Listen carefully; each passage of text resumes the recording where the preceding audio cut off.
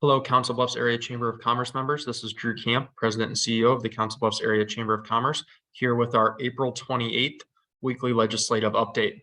This will likely be our second to last legislative update of the year. It's looking more and more like next week they'll be able to finish up the appropriations and other policy discussions at the Capitol and be able to adjourn for the 2023 legislative session. A few quick items of note. Obviously, the biggest items right now that they're working through is the appropriations bills.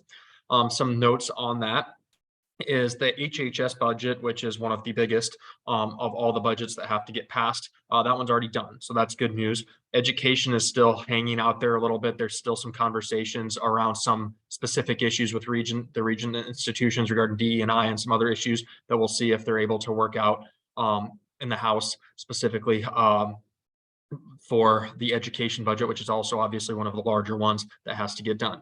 There are some issues remaining with the Renew Iowa Infrastructure Fund. That's the gaming revenues goes towards infrastructure, other projects, obviously, throughout the state.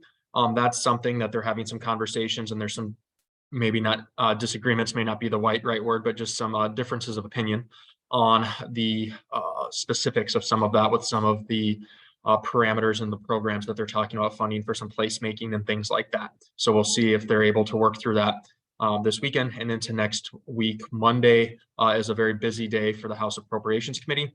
So we'll wait and see when they're able to get done next week, but it'll likely be an adjournment later next week or next weekend. So we shall wait and see on that note.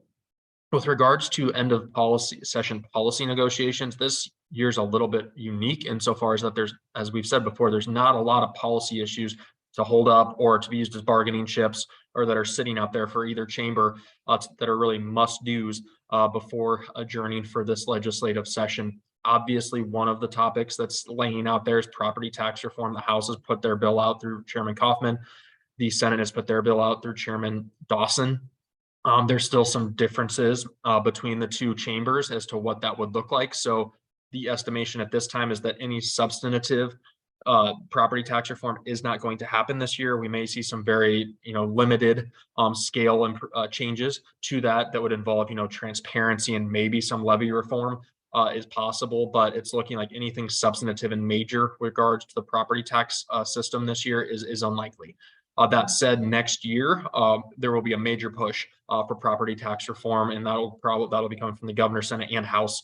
That they would be looking at. So it's really advised for our taxing entities and others that have a vested interest in the property tax discussion to make sure that they're getting their ducks in a row going into next session and really bringing solutions to Chairman Dawson and Chairman Kaufman specifically, as well as leadership, obviously, within those respective chambers to have those conversations and see what's the best thing that they can come up with, especially in an election year, to go out and campaign on. The last item that I want to touch on the policy side is the mega bill. I've talked over and over about how Mills Crossing south of us is the premier mega site in the entire state.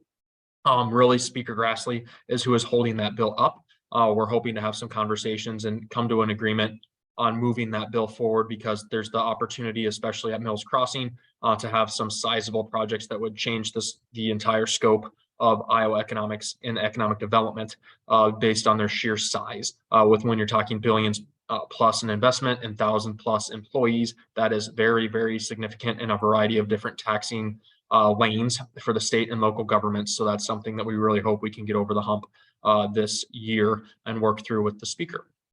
As I mentioned, likely at the end of next week, we'll see adjournment. So as I said, next week will very likely be our last weekly legislative update for this year's legislative session. Obviously, then we start looking ahead right away to next year about what we need to be doing to make sure that we're putting the business community and our communities respectively in the best position possible to have success going into next year's legislative session and also into next year's legislative session starting in January of next year.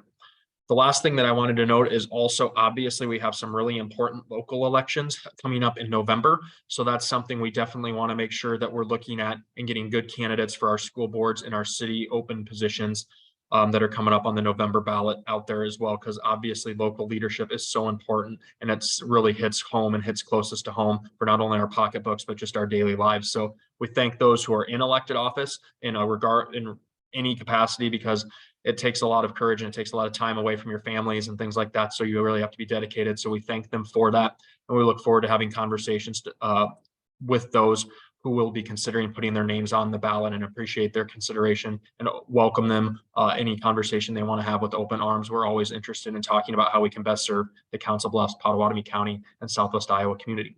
So with that, I will end this week's legislative update. And just again, end it with a thank you to everyone who entrusts us with their public policy needs and advocacy needs as a community and as the voice of the business community of Southwest Iowa. And I hope you have a very nice weekend, and we'll see you next week for what will likely be our last legislative update. Bye.